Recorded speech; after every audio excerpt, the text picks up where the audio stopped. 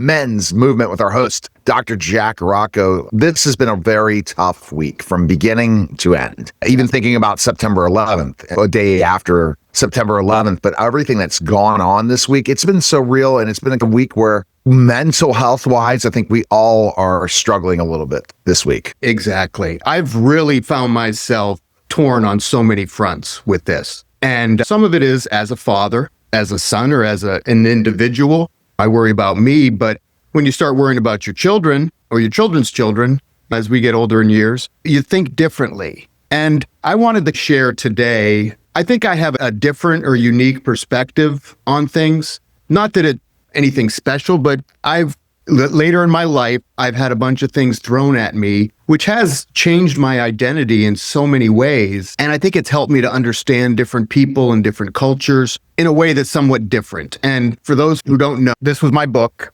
Recycled. And basically, it's my adoption journey. So this was very personal for me and my family and my children and my career. It was something that really impacted me strongly. And I'll give you a brief history of it for those who don't know. I was adopted as a child, and I was adopted during the what they call the baby scoop era, and it's also known as closed adoption era. And during those days, if a young woman got pregnant, if she was single, they either got married, the old shotgun marriage, or oftentimes they would go away to visit an aunt, where they would be sent away to a maternity home, also were called Home for Wayward Women. And while they were there, during the 3 to 6 months that they were there, once they started showing, they went through some training or some indoctrination, if you will, to convince themselves that they need to give up their child, that their church, their priest, their doctor, their family is like, you can't keep this baby, you're a single mother. Just think of what a better life this child will have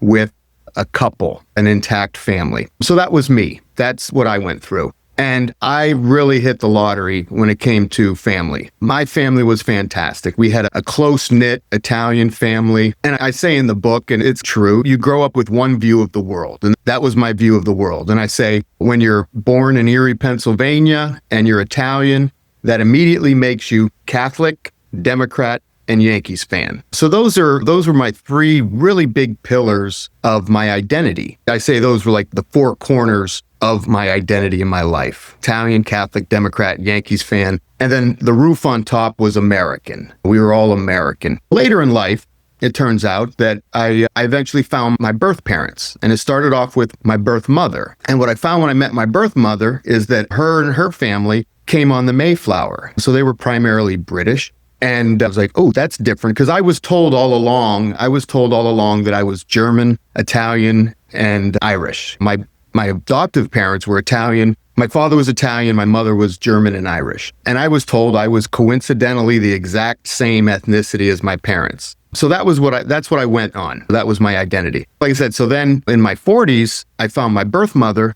and it turns out she's British. And I'm like, ooh, that didn't see that one coming. And then I got the documents from the courts, which said the transcript from the time when my mother relinquished me. The judge asked, is your name Joyce? Yes, sir.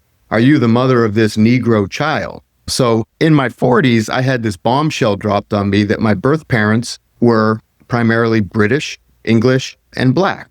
You can imagine that's quite a shock to find out. Yeah. But also that I wasn't Italian. So it was as much the new things that I found, but also this mystery, this Italian identity was crumbled in a lot of ways. And I think America may be going through a similar thing, this change in identity. And when I grew up with my Italian family, you look at the world in one way. I'm looking at it like, well, and the world was different back then. There weren't as many ethnicities. There weren't as many different religions, immigrants. We were also an immigrant family. So I go from being an immigrant family to being a pilgrim and someone with insider privilege as a British pilgrim, but then also as an identity as a slave. And I'm not going to lie, it messed with my head. It really did mess with me. And it made me go back and look at my life through new eyes. And with all the stuff that's going on with Charlie Kirk, with the murder in Charlotte, I lived in Charlotte for 8 years, the woman with the baseball, the Karen, the Phillies Karen. It's just been a week of so many contrasts. And I've been struggling with where do I find myself in this spectrum of left, red, blue. And I honestly can't when it comes to the race issue, like I said, I grew up white. I felt I was white, but then you find out later in life that my family, now that I meet that side of my family, I had an uncle who was a Black Panther during the Civil Rights era. I had another brother who played for the Vikings, or another uncle that played for the Vikings. And there was at least one, maybe two of the brothers. My father had 7 brothers. There were 1 or 2 that were so light-skinned, they were able to pass as white. So I find myself thrown into this racial battle. And some of the photos that I got during the time, like I have a photo of my grandmother, my biologic grandmother, leaning on Muhammad Ali's knee at his training camp in Pennsylvania. Oh, wow. And as an Italian, Muhammad Ali wasn't really in my story. And then now when I see my biologic mother comfortably leaning on Muhammad Ali, like it's no big deal, like she just felt totally comfortable with him.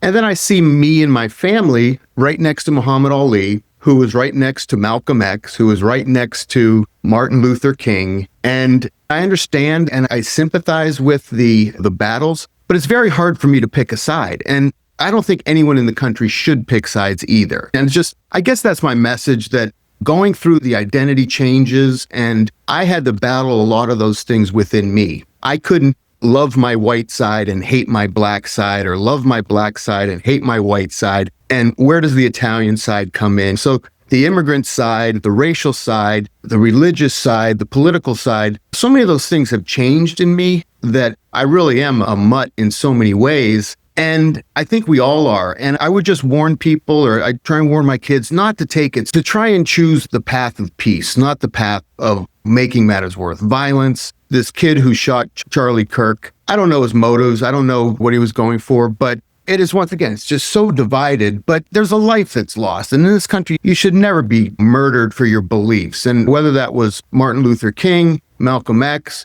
or Charlie Kirk, life is so precious. And to lose your life in this country over ideals and ideas and your speech just upsets me. And I hope people can come to terms with this, that like I said, I've had to learn how to coexist my different pieces, my contrasting identities and race. Like I said, I've had to identify where do I fit in with this. And the conclusions that I've come to in the book is that I am who I am. And I think this country is who it is. Some of the things you don't like, the illegal immigration, I do think we need laws.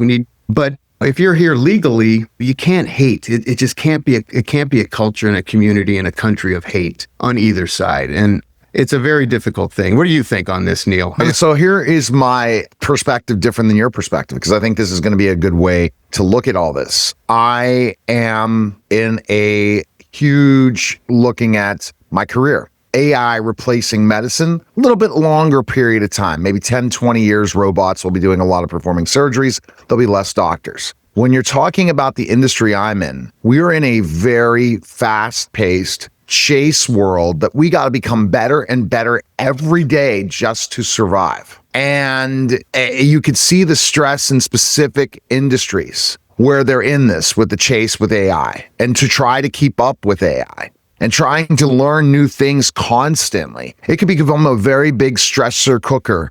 And to look at how, as entrepreneurs, we constantly are trying to grow and develop. And then we're dealing with lots of people struggling outside because of the economy, because of certain policies. It doesn't matter if you're for or against the policy. We're still not where we were years ago, and a divide in this country. And so I, as a journalist, because I interview both the right, the left, the middle, every walk of life on my show, I really can't just take one side. I really can't say, oh my gosh, I'm going to leverage this. Give you an example. My taxes go up, I work harder, or I figure out other strategies. If my taxes go down, I hire more people. So you go with whatever the political stance is and what's happening, but it's not the end of the world. And a lot of people base what happens every day that's out of their control instead of what is in your control. And control is to be happy. And control is to do what you love to do. Enjoy your life. Try your best. Become better yourself. Everything outside of this It's out of our control. And we have to learn that. So when I look at the perspective you talked about this week, first thing I look at is this crazy technology changes every day, and it becomes very frustrating, especially when you're trying to create a system. Second thing is AI continues to change. And then you also have a lot of people struggling. And how do you feel about that when you're just trying to keep going? And that's, where do we do in mental health now? What's the best avenue for us? Is it to talk it out, or is it to be grateful for what we have? It depends if you believe God, whatever it is, you should be grateful for what you have, because a lot of people are struggling. A lot of people are going through a lot of hard times. And we have to take that 360 perspective. Yes, we can be depressed. It's colder out, right? It's starting to, you wake up, you're like, do I really have to get up? Shorter days now. Everything's coming into place. Summer's over. How do we look at ourselves perspective, but not have this little bubble around ourselves, but everyone else who we are surrounded with every day? How can we make that day great with those people? Yeah, I think the other thing that really came up to me during this week was our discussion with Neil Smith. When we did Neil Smith, the general manager with the New York Rangers, he had talked about his highs and his lows in his life. And I think that's what you're getting to in a way. Like when you're in the lows, it feels like you're never going to get out. And what he said was just simply, I'm like, how do you counsel these people who've survived a suicide? He talked about his son committing suicide. And I've been in the Canyon of what do they call it? The Canyon of Heroes with the ticker tape parade. I was the manager of a Stanley Cup championship team. But then I also went up to my son's room and saw him, the post blood and what he saw after his son committed suicide, and those highs and those lows. And I think he pretty much said that, like, he contemplated himself. And I've heard stories of that. People go through a suicide. They end up, there's other members of the family commit suicide, but just understanding each other. And I guess that's to commiserate and say, I get it. It's tough. Charlie Kirk, I get it. He says some things that I don't agree with a lot of what he says. He's made some very racist statements. And it's very same with and then you could lead until you have a lot of friends who are conservatives, and you could say something like that, and then you offend them so much that you literally lose a friendship over. Right. None of us know. They're just a leader. They just were somebody who had the platform that we might not have. And to look at that person and then hear someone else's opinion and then hate them for it. Here's an example of that. You just gave me that thought process. When I was a teacher, I go in the class, I go into lunchroom, but this is before Obama as President Obama. And we would go into the classroom, we talk about politics together. And we'd have conversations and we wouldn't hate each other. Oh, you're a Republican as a teacher. Yeah, I am a Republican. And having this conversation back and forth, I call myself apolitical now in a way that, you know what, politics is not me. I can strategize for either side as a marketer. I am neutral in so many aspects as a journalist and everything. But why can't we just get along? Why can't we say, if there's an opinion, okay, I'm really against abortion, to call them a horrible person for that belief system? People have beliefs, and we got to give them the opportunity to have a platform and not to be hated for it. And our clickbait society wants it to be a fight. Yeah. And I've been thinking, like I said, when people ask me where I stand, like when I was younger, it was simple. I was an immigrant family. I was an Italian family, Catholic family. I had my belief system, was all in a nice little box. But then I find out, I've got family members that are British. I've got family members that are Black. And you expand. And as you learn these people, you see the commonality. The other thing that I think that I had a great experience with was when I went to the service. I lived for 4 years in Japan. I did mission trips as well, where we went 4 times to Madagascar. I've done a lot of international travel. And the thing that always struck me that in Japan, you could say there's so many different, there's Western versus Eastern thought. There's so many things. There's the strength of the individual in America and Western world, and the strength of the community in Asian worlds and Eastern worlds. But when all those things fall out, we wear suits, they wear kimonos. But when all those differences fall out, the commonality is there with everyone in the world. You're worried about your family, your finances, your health, your children, your identity. And I was thinking of the Venn diagram. You've got whites, you've got Blacks, you've got Asians, you've got Muslim, you've got all these circles. And it seems like they are becoming more and more separate with one another. And I think what we need to try and do is to increase that space in the middle that is common ground for all of those. And that's the common ground that's in the middle of that Venn diagram are those commonalities that are human, that are your physical health, your mental health, your family health, your financial health. Everyone is concerned about those things. And I think you have to empathize with the other groups that they have different concerns as well. But it comes down to the basics. They're worried about their family, their finances, their health, their children, their education. And I think we have to try and understand the commonality between the groups, not further separate them and divide them so that there is no common ground. And I don't know if that helps, but it's the human element of it. The human identity has to be number one. With the wars that are going on,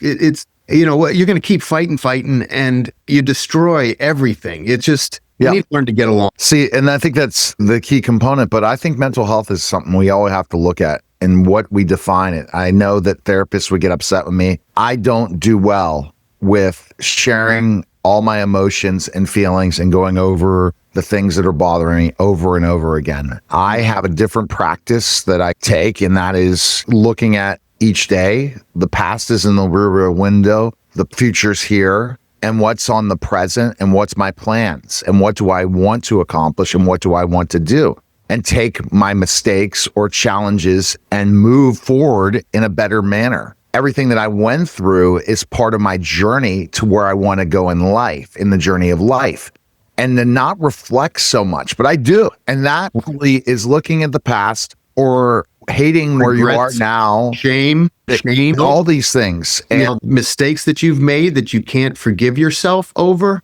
And I think as a doctor, and you studied everything in physiology, not just you became a surgeon, but meaning you have expertise that at least have gone through a lot of those courses in school. What do you say to yourself when you look at mental health today and how we give people a pill before we really look at other things? For example, I'm going through, just to improve my brain, I'm doing bioneurofeedback right now, and I'm going to do some brain scans, and I'm going to look at ultimately improving each area. And that can help with a lot of traumatic events that have happened in my life or challenges that happen in my life, because we can retrain the brain. I want to know your thoughts and what you think about therapy. Yeah, I think, and I was a neuroscience major. The brain and neuroanatomy, neurophysiology was my passion in undergrad and even in medical school. It was hard for me to choose neurosurgery or neurology. Orthopedics was more suited to my way of thinking, fixing things. And I think the brain is plastic. It will change. And all the time we spend on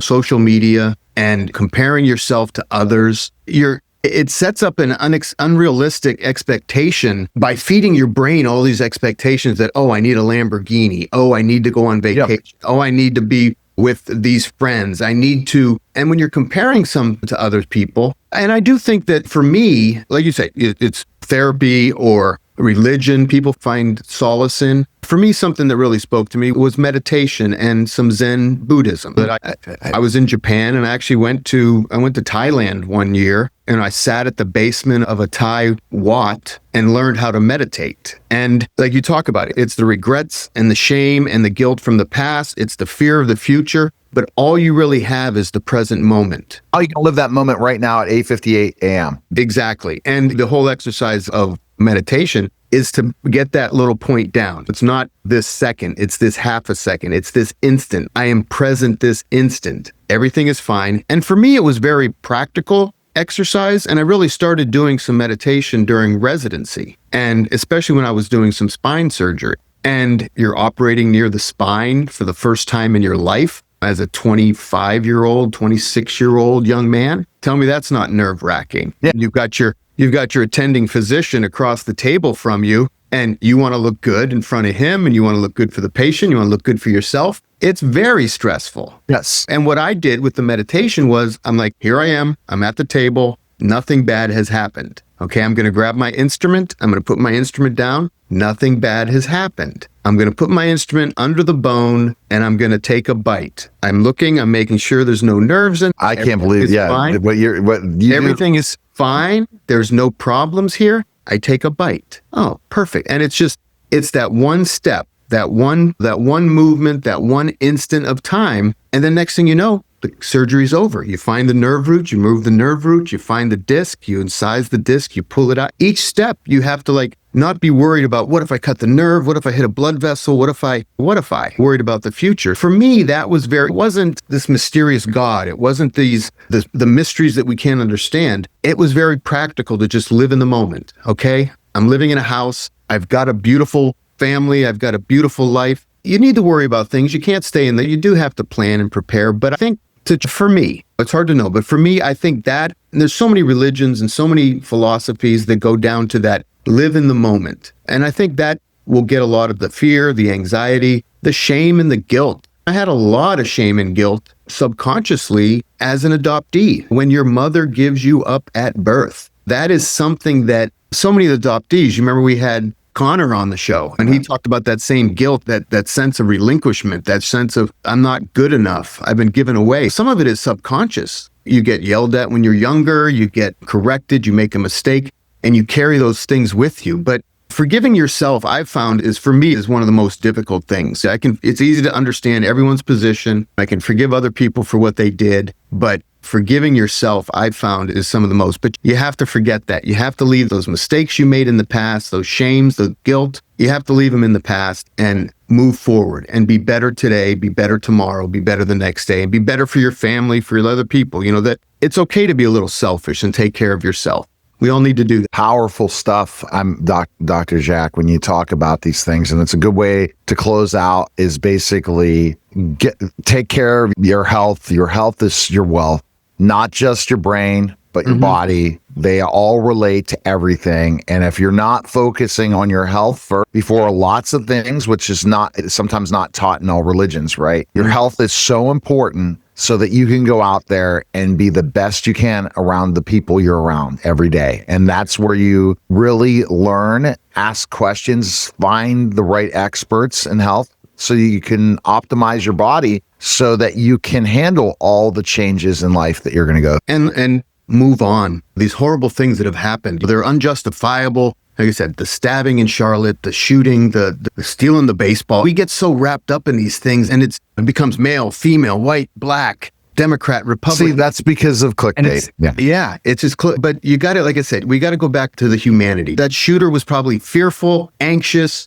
whatever. Charlie Kirk was the same thing. He's fearful for his family. He's trying to make the world a better place. And the shooter, I don't know what his motives were, but don't get caught up in these things that it is that important that you have to do a drastic thing like murder or suicide. It's hard to know what to do. It's been a rough week, and we don't typically go into politics, and these things are unanswerable, but I just felt, I think me and you both needed to talk this over, and I needed to you need to get it straight in your own mind. You get a lot of it in therapy and the talking about things. If you go back and relive over and over again in the past, it's going to happen again. All right. So best place to go is theultimatemensclinic.com. Appreciate it. And subscribe to the channel, like and subscribe to the podcast, share it with your friends, and I appreciate it. Thank you, Neil. Have a great live in the moment. We will. That was special simulcast, the Neil Haley Show and the Ultimate Men's Movement, guys. Take care.